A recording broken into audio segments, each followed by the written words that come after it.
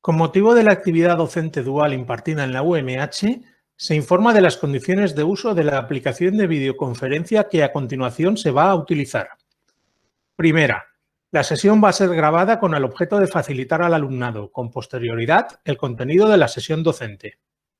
Segunda, se recomienda a las personas asistentes que desactiven e inhabiliten la cámara de su dispositivo si no desean ser visualizadas por el resto de las personas participantes. Tercera, queda prohibida la captación o grabación de la sesión, así como su reproducción o difusión, en todo o en parte, sea cual sea el medio o dispositivo utilizado. Cualquier actuación indebida comportará una vulneración de la normativa vigente, pudiendo derivarse las pertinentes responsabilidades legales.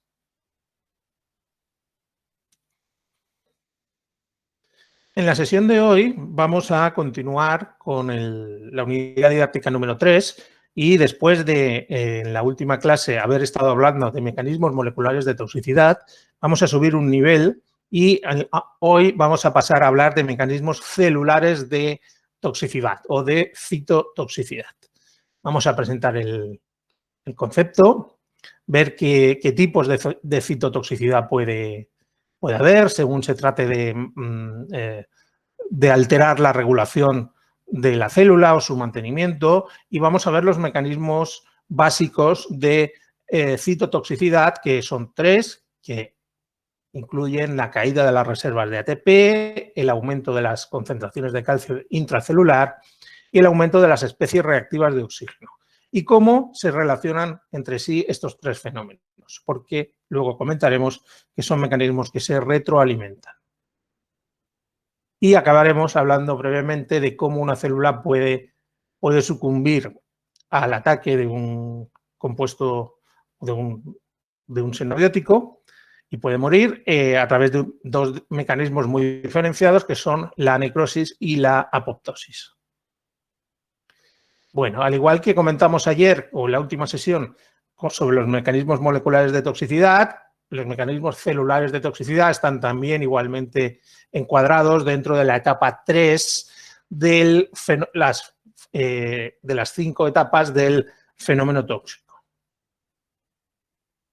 Bueno, cuando tenemos una célula tiene codificado en su genoma lo que se denominan pautas de destino. Pautas de destino que básicamente lo que le van a decir es cuándo tiene que dividirse. Dividirse para mantener funcional el tejido en el que está encuadrado esa célula. O bien, si se trata de una célula embrionaria, cuando tiene que diferenciarse para, a partir de una célula madre, generar un embrión, mejor dicho, a partir de las células madres del embrión, empiece a diferenciarse todo el complejo hasta generar un feto que luego crece y se convierte y luego nace. O bien, además de esas pautas de destino que le dicen cuándo se tiene que dividir o diferenciar, si es una célula ya adulta, tiene unas pautas de funcionamiento que le dicen cómo tiene que actuar. Por ejemplo, si es una célula muscular, pues cómo tiene que contraerse y cuándo. Si es una célula pancreática, tiene que decirle cuándo tiene que secretar insulina. Si es una neurona, cuándo tiene que propagar el impulso nervioso, etcétera, dependiendo del tipo de célula que se trate. ¿Cómo hacen esto las células? ¿Cómo saben cuándo tienen que dividirse, cuándo tienen que diferenciarse, cuándo tienen que contraerse, que secretar una sustancia al medio, etcétera? Bueno, lo hacen porque tienen maneras de interrelacionarse con el exterior, con el medio extracelular, del cual reciben señales. Señales a través de proteínas que hay en su membrana plasmática que son capaces de captar la presencia de ciertas sustancias en el medio extracelular. Y cuando esas sustancias están presentes, eso activa pautas de funcionamiento que le hacen que hagan lo que tenga que hacer en ese momento. Pues sea contraerse, secretar un neurotransmisor, o dividirse, o diferenciarse, etc. Ahora bien, los xenobióticos son capaces de interferir en esas rutas de señalización intracelular. Es decir, un xenobiótico, que es una sustancia que no tiene una función definida en el mantenimiento celular, puede en un momento dado interaccionar con alguna de estas proteínas de membrana y mandar al interior de la célula una señal inapropiada para que empiece a hacer cosas o deje de hacer cosas. Como por ejemplo, empieza a contraerte en un momento en que no toca, si es un músculo, o deja de contraerte en el momento en que tampoco toca, o no propagues el impulso nervioso cuando sí deberías, o no te dividas, o divídete en exceso sobre lo que realmente estaba codificado, etc. Y cuando decimos que eso pasa, decimos que está habiendo fenómenos de citotoxicidad.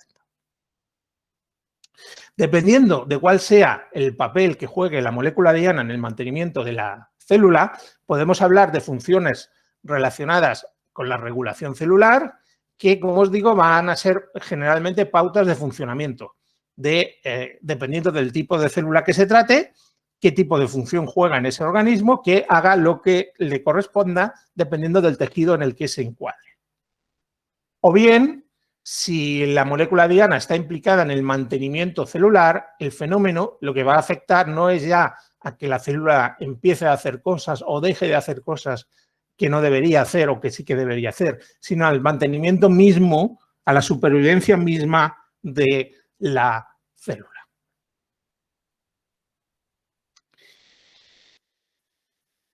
Bueno, pues con respecto a estos dos procesos, la regulación y el mantenimiento, vamos a empezar por la regulación.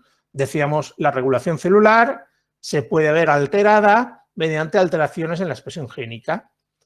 Alteraciones en la expresión génica que pueden dar lugar a diferenciaciones, a divisiones celulares inapropiadas. ¿Qué es lo que puede pasar cuando una célula se divide de una manera inapropiada? Bueno, pues si es un embrión en desarrollo o un feto en crecimiento, puede dar lugar a malformaciones, que es lo que conocemos como teratogénesis. O puede dar lugar a, si la célula tiene mecanismos de control para ello, a que la célula desencadene un fenómeno de apoptosis, del que hablaremos al final de la sesión, que es una muerte celular ordenada. Es una especie de, entre comillas, suicidio celular. La célula detecta que algo va mal y prefiere sacrificarse ella por el bien de todas las células que le rodean y que forman ese tejido. O, si la división celular inapropiada, también puede dar lugar a la formación de cáncer, de tumores. De eso hablaremos más en detalle mañana, de la formación de tumores. La alteración de esa expresión génica tiene que ver con alteraciones en moléculas endógenas, moléculas diana endógenas relacionadas o bien con la transcripción del DNA, o bien con la traducción del DNA, o bien con la síntesis del DNA. Perdón, síntesis de proteínas a partir del RNA mensajero. Además de la regulación, también se puede alterar la función celular.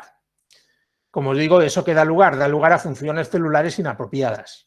Como por ejemplo, pues eso, la inducción de temblores, de arritmias, de parálisis, de parestesias. Parestesias son sensación de hormigueo, picores en las extremidades. ¿Cómo puede dejar de funcionar causar esas alteraciones en la función celular? Pues casi siempre el mecanismo es el mismo, como digo. Hay unas proteínas en la membrana que se suelen conocer con el nombre de receptores que se activan por interacción con el xenobiótico que va a desencadenar el fenómeno. Eso normalmente da lugar a un aumento de la concentración de calcio intracelular, que a su vez, pues bueno, desencadena segundos mensajeros que fosforilan, desfosforilan proteínas, etcétera. Y eso es lo que, dependiendo ya de cada caso específico, da lugar a alteraciones en la función celular. Esto es un esquema muy global, muy general de cómo pueden estos receptores alterar el funcionamiento de las células. Aquí tenemos un caso global. No quiere decir que todas las células tengan todos estos receptores, pero ¿qué hay, por ejemplo, en una neurona? Pues en una neurona hay un receptor de acetilcolina, un neurotransmisor excitador. Ese receptor de acetilcolina lleva asociado un canal que cuando la acetilcolina interacciona con ese receptor, el canal se abre y se provoca la entrada de sodio. El ácido glutámico también es otro neurotransmisor excitador que también tiene un canal asociado parecido. El GABA es un neurotransmisor inhibidor para cortar el impulso nervioso. El canal que lleva asociado, en lugar de dejar entrar el calcio o sodio, deja entrar cloruro. Lo mismo que la glicina. Además, en la membrana también hay canales de calcio regulados por voltaje. Cuando la membrana plasmática se despolariza, se pueden abrir canales de calcio que permiten la entrada de calcio. Lo mismo que de sodio y lo mismo que de potasio. Y además también hay, una vez esta célula se ha excitado y ha aumentado su concentración de calcio intracelular, pues va a interaccionar, ya os digo, con segundos mensajeros, se puede almacenar en el retículo endoplasmático a través del GMP, de la MP cíclico, de la activación de quinasas, de mecanismos ya que dependen un poquito de la especificidad de cada célula, pues la célula va a empezar a funcionar incorrectamente. Va a empezar a contraerse cuando no se debe, va a empezar a verter sustancias al medio vecino cuando no debe, o a metabolizar sustancias de más o de menos, etc. Además, todo este calcio intracelular también tiene que salir fuera en un momento dado. Para eso también hay bombas de calcio ATP, es decir, que sacan calcio gastando ATP, o intercambiadores de calcio y de sodio, o intercambiadores de sodio y potasio, que también lo hacen consumiendo ATP. Bueno, pues esto es una idea global de todo lo que puede estar pasando cuando un xenobiótico interactúa con alguno de estos canales que veis aquí, algunas de estas proteínas. Alguna de ese xenobiótico puede hacer que esta proteína, este canal, empiece a abrirse en un momento en que no deba, o bien impida su apertura, eso también ocurre, o bien bloquee el canal y no dejen pasar los iones por en medio, etcétera. Todo eso va a dar lugar al mal funcionamiento de la célula. Aquí hay dos grandes grupos, sobre todo son las células excitables las que suelen ser más susceptibles al ataque de los xenobióticos. ¿Qué células excitables hay? Pues básicamente son las células cardíacas, las células musculares y sobre todo las neuronas. Y luego las células no excitables, que son pues prácticamente el resto, que también pueden sufrir este tipo de fenómenos, pero no a través de todas estas vías de comunicación que os he estado mostrando. Aquí tenemos en una tabla ejemplos de lo que os quiero decir. Aquí tenemos, por ejemplo, arriba a la izquierda, el receptor nicotínico de acetilcolina. Ese receptor que os he mostrado en el esquema anterior, al que se une el neurotransmisor acetilcolina y que provoca la apertura de un canal y la propagación del impulso nervioso. Y si la neurona es la última, la que está inervando el músculo, lo que provoca es la contracción del sistema nervioso. Perdón, la contracción del músculo. Bien, pues, por ejemplo, este receptor de acetilcolina tiene agonistas. Agonistas son xenobióticos que reaccionan con ese receptor y actúan como si fueran acetilcolina. Hacen exactamente lo mismo, es decir, activan todo el proceso. Por ejemplo, se llama receptor nicotínico porque es capaz de ser excitado por la nicotina. La nicotina que hay en el tabaco es capaz de interaccionar con este receptor y eso lo que causa es, si es un músculo, fibrilación muscular. El músculo se queda contraído indefinidamente hasta que se agota sus reservas de ATP y eso desencadena parálisis. O si es una neurona, pues provoca que la neurona empiece a disparar impulsos nerviosos sin que sea apropiado. Pero del mismo modo, este mismo receptor también tiene antagonistas. El antagonista tiene el papel contrario al del agonista. Lo que hace es unirse a ese receptor bloqueando totalmente el proceso. De manera que cuando el antagonista está presente en el medio, el proceso no puede activarse porque está bloqueando el sistema. Consecuencia, luego llega la acetilcolina y no puede actuar porque el antagonista está bloqueando el proceso. Pues ejemplos de antagonistas de estos receptores, pues por ejemplo la bungarotoxina, la conotoxina, que son toxinas marinas, la toxina butolínica, el plomo, los anestésicos, ¿y qué es lo que causan? Parálisis muscular. O, si es una neurona, inhibición neuronal. Del mismo modo, para todos estos receptores que os he mostrado en esta diapositiva, aquí veis el de acetilcolina, el de glutamato, el de GABA, el de glicina, etcétera, pues del mismo modo, aquí tenemos ejemplos de agonistas y antagonistas de cada uno de estos casos.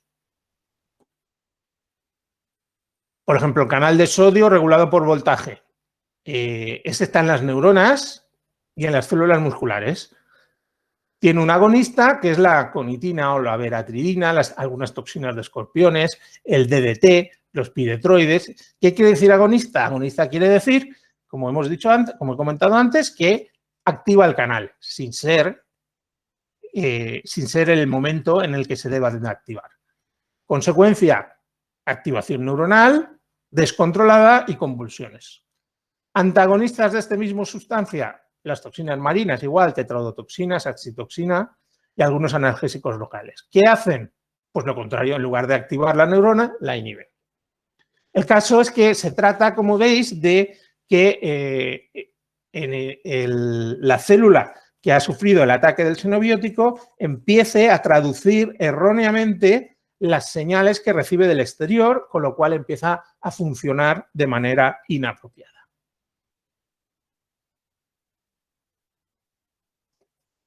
Con respecto a la otra vía, la del mantenimiento celular, tenemos procesos citotóxicos que pueden alterar el mantenimiento externo. Esto es más raro, pero alguna vez puede ocurrir. Por ejemplo, los rodenticidas de la familia de la cumarina, o como la warfarina, la cumarina y algunos más, lo que hacen es inhibir la síntesis, bueno, mejor dicho, lo que hacen es bloquear la síntesis de vitamina K. Y como la vitamina K es necesaria para que se sinteticen los factores de coagulación, lo que causan son hemorragias. ¿Por qué? Porque el organismo no dispone de vitamina K e impide que se sinteticen correctamente factores de coagulación y, por lo tanto, cualquier mínima hemorragia se convierte en un problema porque no se puede coagular. Aquí decimos que es mantenimiento externo porque esta vitamina K se sintetiza en el hígado, el efecto tiene lugar en el hígado, la diana está en el hígado, pero el efecto está en cualquier otro punto del organismo, no necesariamente en el hígado, sino en el punto donde haya una hemorragia. O bien, la alteración del mantenimiento interno. Y ahí es donde decía, vamos a dedicar el resto de la sesión a hablar de esto, prácticamente todo lo que queda, porque son los mecanismos más generales. Mecanismos más generales que son básicamente tres y que están interrelacionados, que son el aumento de la concentración de calcio intercelular, la disminución de las reservas de ATP y el incremento de los radicales libres. Vamos a hablar de ello. Decíamos, caídas de las reservas de ATP. Vamos a ver.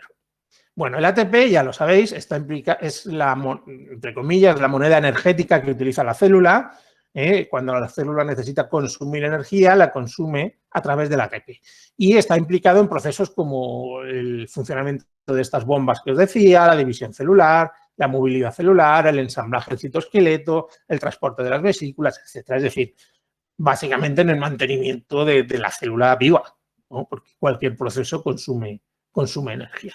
¿Cómo se sintetiza el ATP? Bueno, el ATP sabéis que se sintetiza en las mitocondrias a través de un fenómeno que se conoce como fosforilación oxidativa.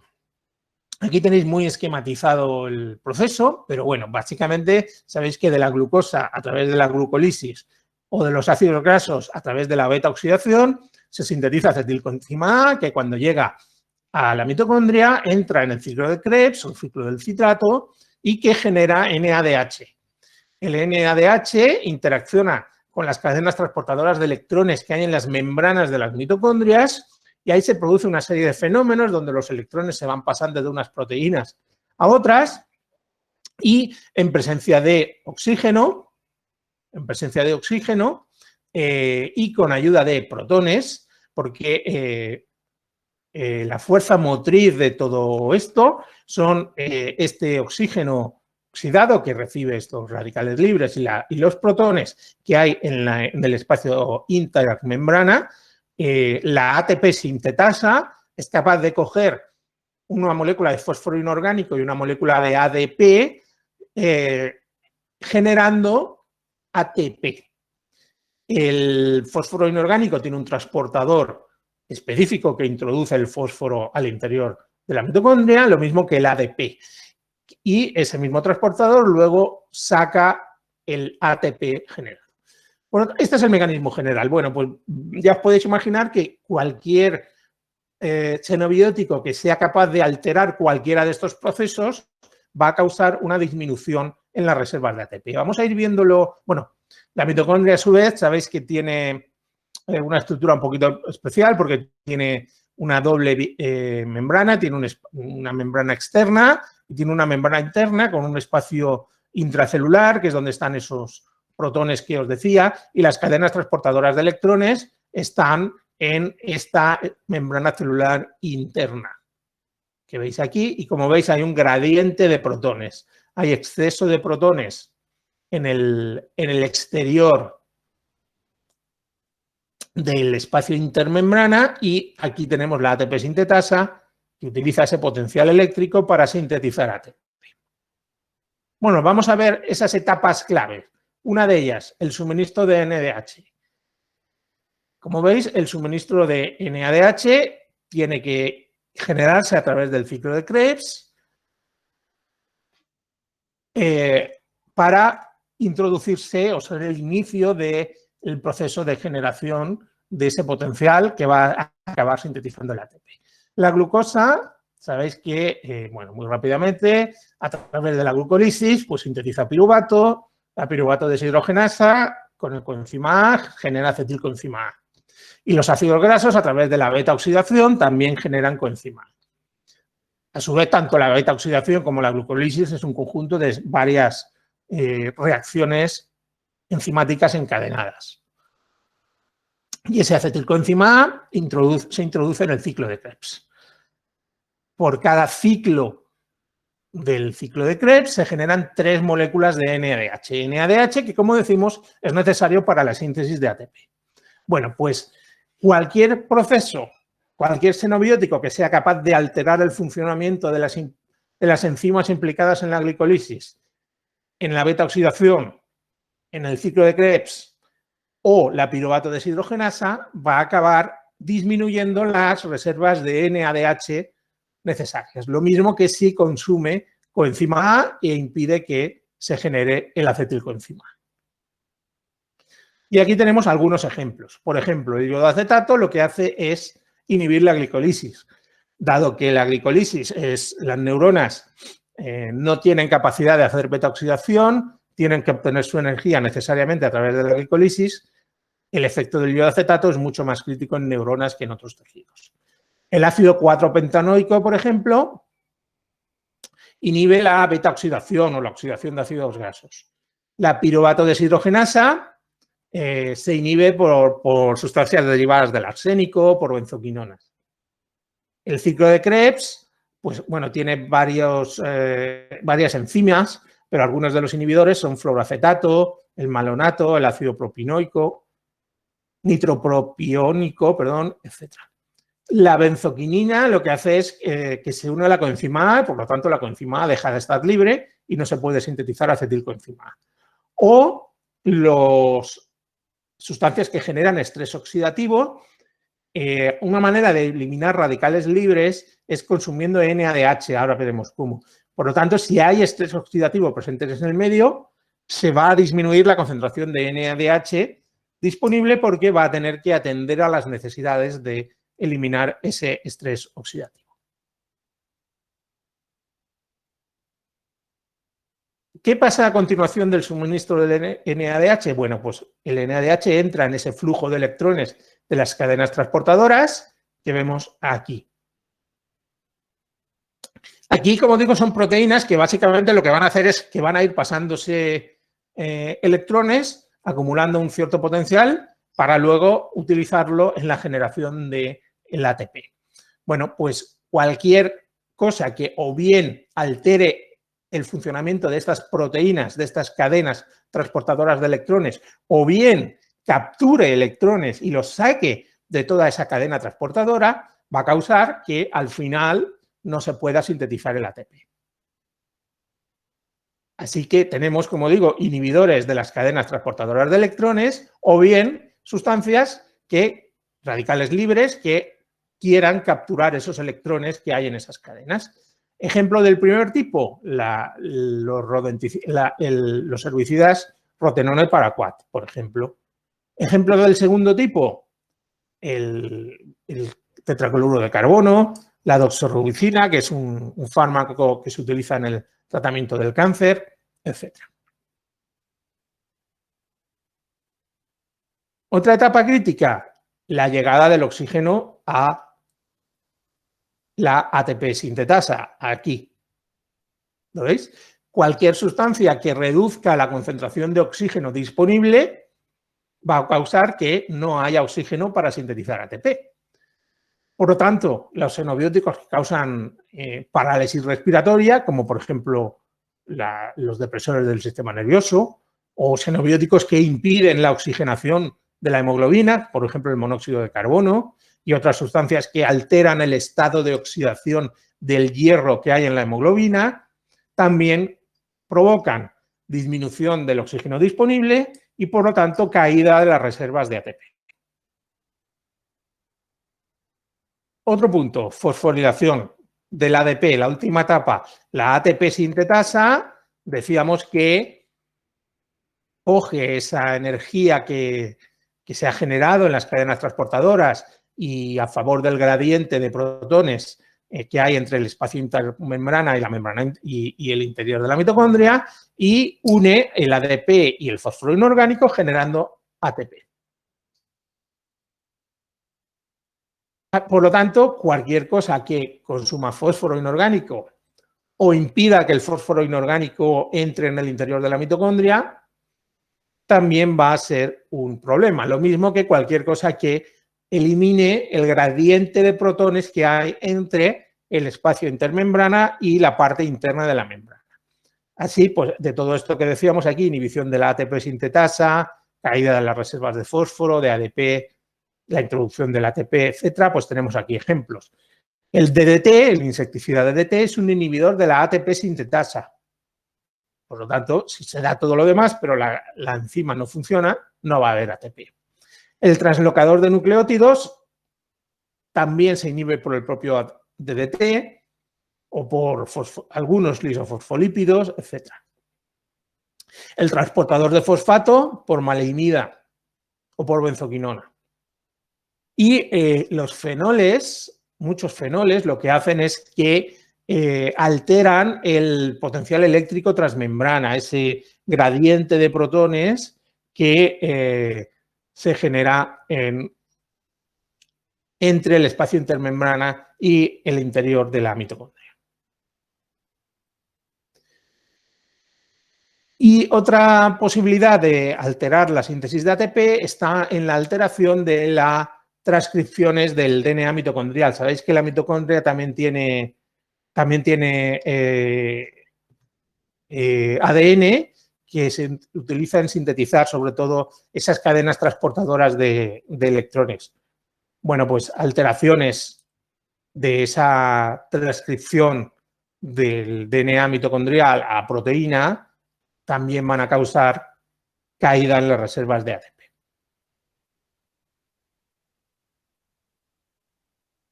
Bueno, así, ¿veis? Con todo esto os podéis hacer una idea, os podéis imaginar que los xenobióticos, veis que hay ahí una multitud de posibles dianas de toxicidad, con lo cual cualquier xenobiótico que sea capaz de alterar cualquiera de estos procesos va a acabar causando caída de las reservas de ATP. El segundo mecanismo de citotoxicidad que altera el medio celular interno es el incremento de las concentraciones de calcio intracelular. Ya hemos visto en las diapositivas anteriores que el calcio actúa, que normalmente cuando las células interaccionan con el exterior a través de sus receptores, lo que hacen es abrir canales que provocan la entrada de calcio y ese calcio ya desencadena otros procesos. Pero cuando el estímulo deja de tener sentido, ese calcio tiene que desaparecer del medio para que la célula recupere su capacidad su estado de reposo. El calcio entra al interior de las células muy fácilmente porque hay un gradiente, de manera que la concentración de calcio extracelular suele ser entre 3 y 4 órdenes de magnitud superior a la concentración de calcio intracelular. Pero ¿cómo se puede sacar calcio del medio? Pues del medio intracelular, pues se puede a través de la acumulación en orgánulos celulares, por ejemplo, el retículo endoplasmático o la mitocondria, aunque en el caso del retículo endoplasmático eso consume ATP, o bien se puede sacar al exterior a través de una bomba de calcio que consume energía, o bien se puede intercambiar por sodio sin consumir energía, porque el sodio entra a favor del gradiente y el calcio sale. Pues ya os podéis imaginar que el papel que tiene el calcio en el mantenimiento del medio celular interno está relacionado con el balance energético, con la formación del citoesqueleto, con la activación de enzimas hidrolíticas y con la generación de especies oxidantes. Cualquier alteración en los mecanismos de regulación del calcio intracelular va a causar efectos en cualquiera de estos procesos. Se pueden activar enzimas hidrolíticas en un momento inapropiado, la célula no puede no ensamblar correctamente el citoesqueleto y va a tener efectos también en las reservas energéticas y en la generación de estrés oxidativo. Como decíamos, ¿qué mecanismos hay? Pues se puede aumentar la concentración de calcio intracelular, es decir, puede hacerse que entre más calcio del necesario o se puede impedir o dificultar su expulsión. Vamos a ver el primero de ellos. ¿Cómo se puede favorecer la entrada de calcio? Bueno, ahí tenéis el mismo esquema que antes. ¿Dónde puede entrar calcio? Puede entrar a través de estos receptores de acetilcolina o de glutamato. O puede entrar a través de los canales de calcio regulados por voltaje. Bueno, pues bloqueos de estos canales de calcio, mejor dicho, activaciones de estos canales en momentos que no sean fisiológicamente relevantes, pueden favorecer la entrada de calcio, lo mismo que de este canal de calcio regulado por voltaje. ¿Ejemplos de sustancias que hacen eso? Pues, por ejemplo, los agonistas del glutamato. Recordad, agonista es la sustancia que interacciona con el receptor y actúa igual que si fuera la sustancia fisiológica. Pues los agonistas del glutamato lo que van a hacer es reaccionar con receptores de glutamato y activar los canales de calcio y, por lo tanto, favorecer la apertura de esos canales de calcio. La maitotoxina lo que hace es activar los canales de calcio activados por voltaje. Hay algunas sustancias que lo que hacen es formar poros de membrana, hacen como una especie de agujeros en la membrana plasmática.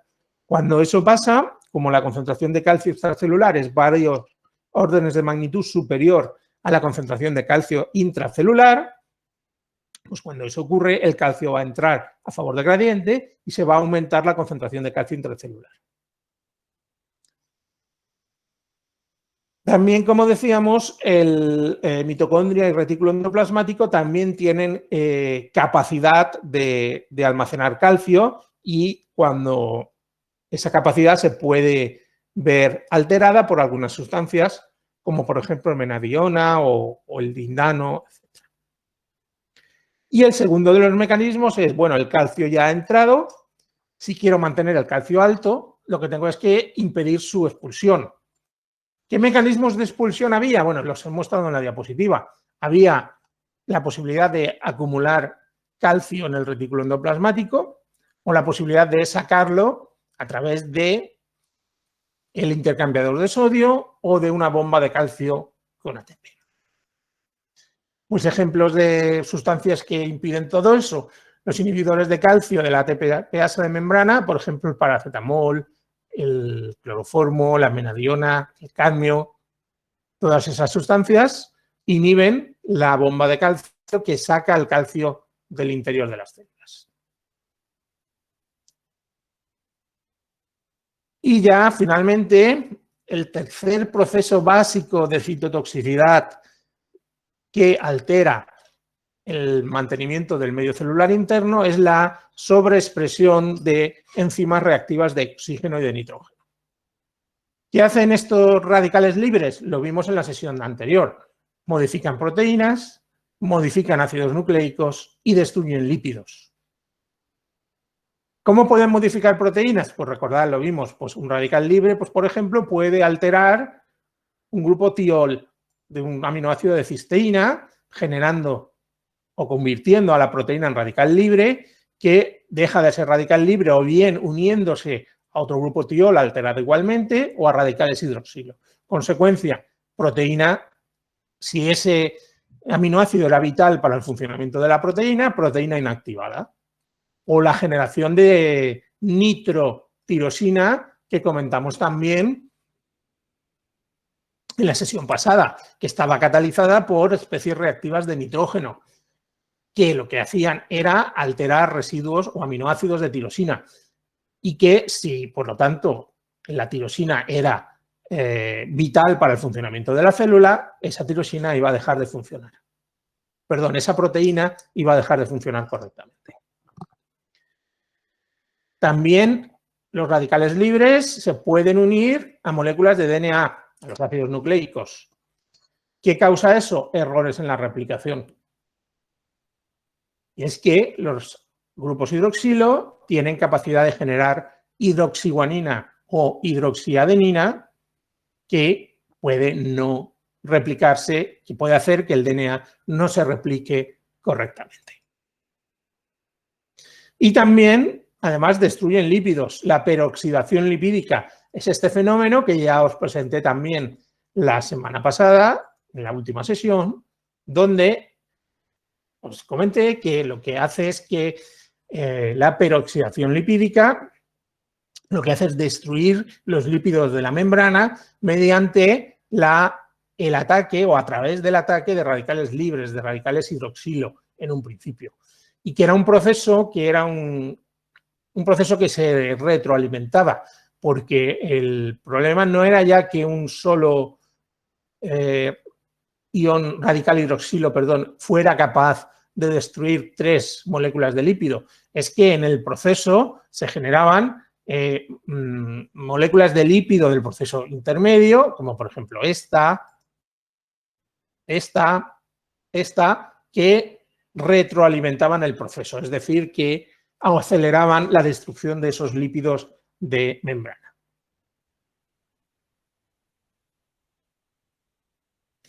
Y ya hemos visto los 3 fenómenos que implican alteración del medio celular interno y os he dicho antes, si recordáis, que eran fenómenos interrelacionados. Vamos a ver qué relación hay.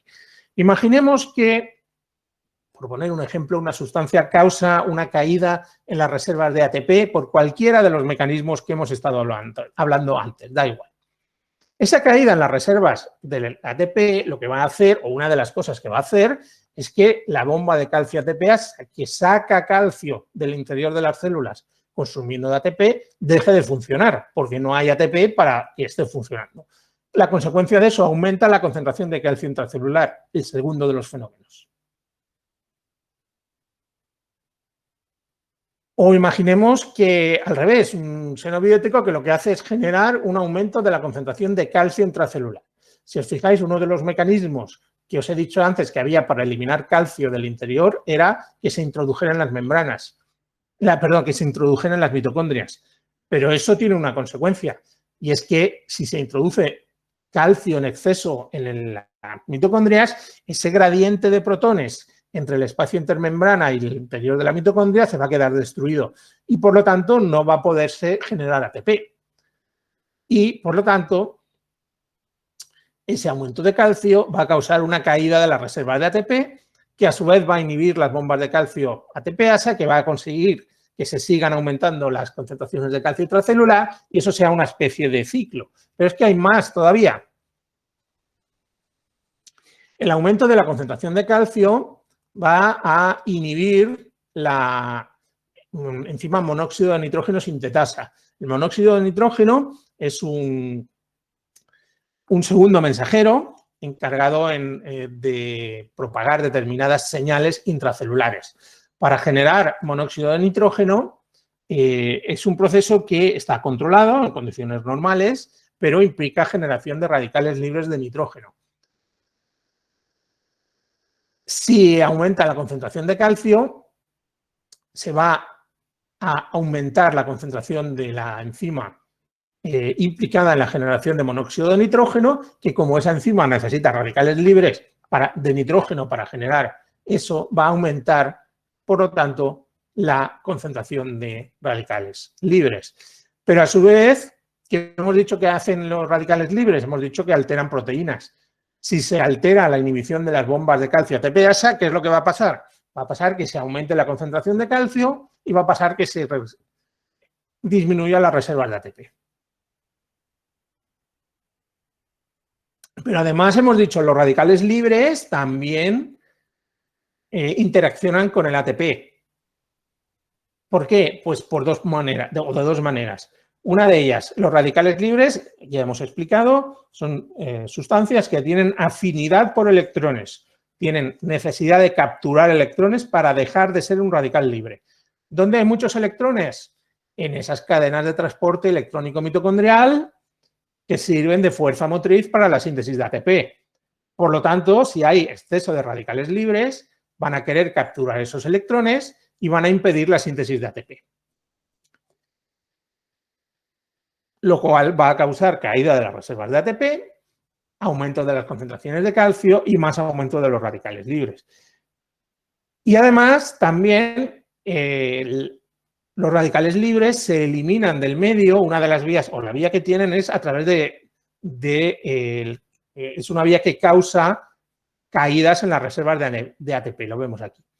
Imaginemos que tenemos un radical libre, el glutatión, cuando está reducido, puede reaccionar con estos radicales libres, neutralizándolo y convirtiéndose a su vez en un radical libre, que se puede autoneutralizar con otro radical libre de glutatión, generándose este glutatión oxidado.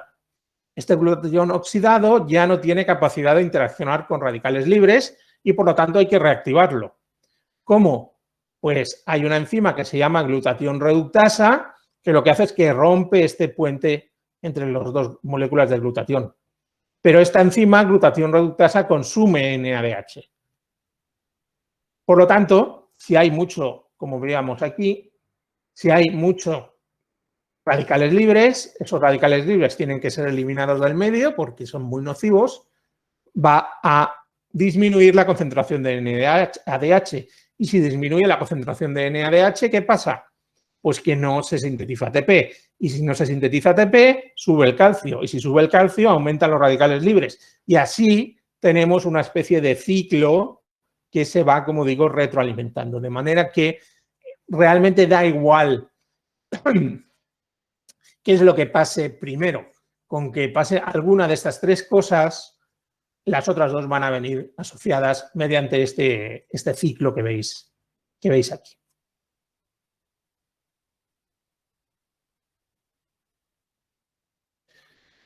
Y ya para acabar, vamos a ver qué es lo que puede hacer una célula cuando se encuentra que ya se ha disparado estos procesos y ya no sabe qué hacer.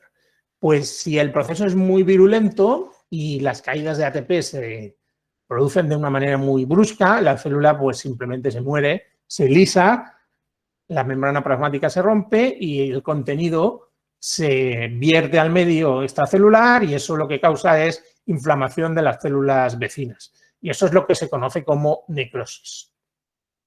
Es un fenómeno, como digo, muy virulento que, además de matar a la célula propiamente dicha, que tiene proceso también, el proceso tóxico que está sufriendo el proceso tóxico también daña a las células vecinas.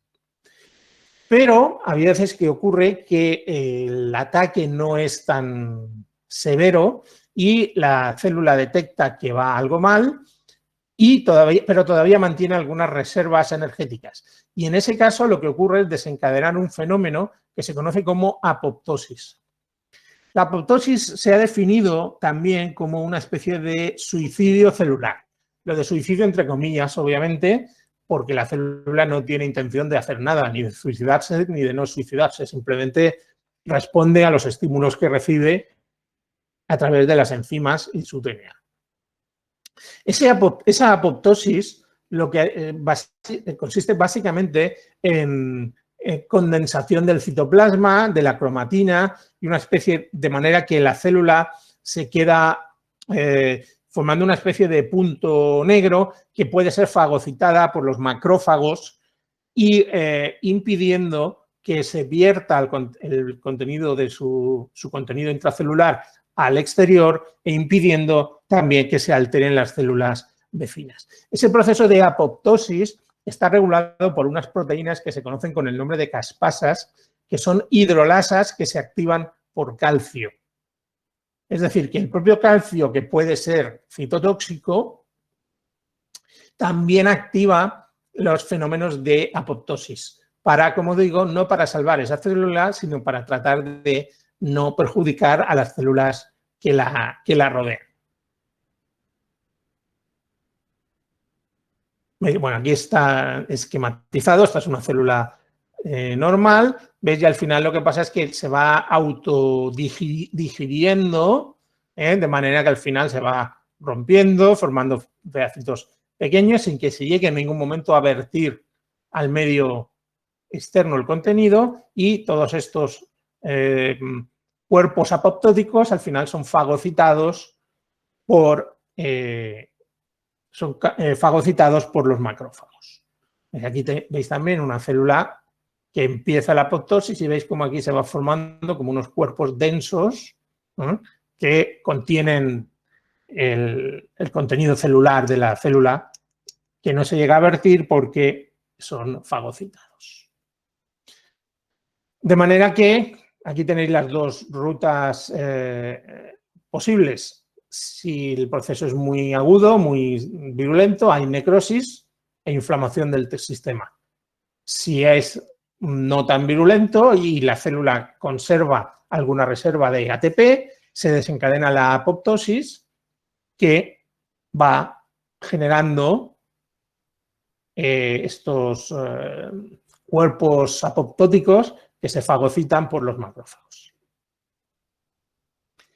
Por lo tanto, nos encontramos en tres situaciones o tres posibles situaciones.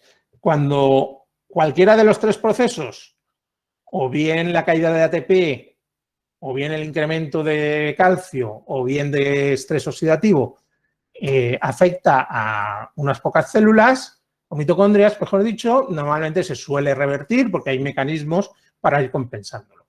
Si el daño es más severo, se puede ya disparar la apoptosis, y si es extremadamente grave, se produce la necrosis.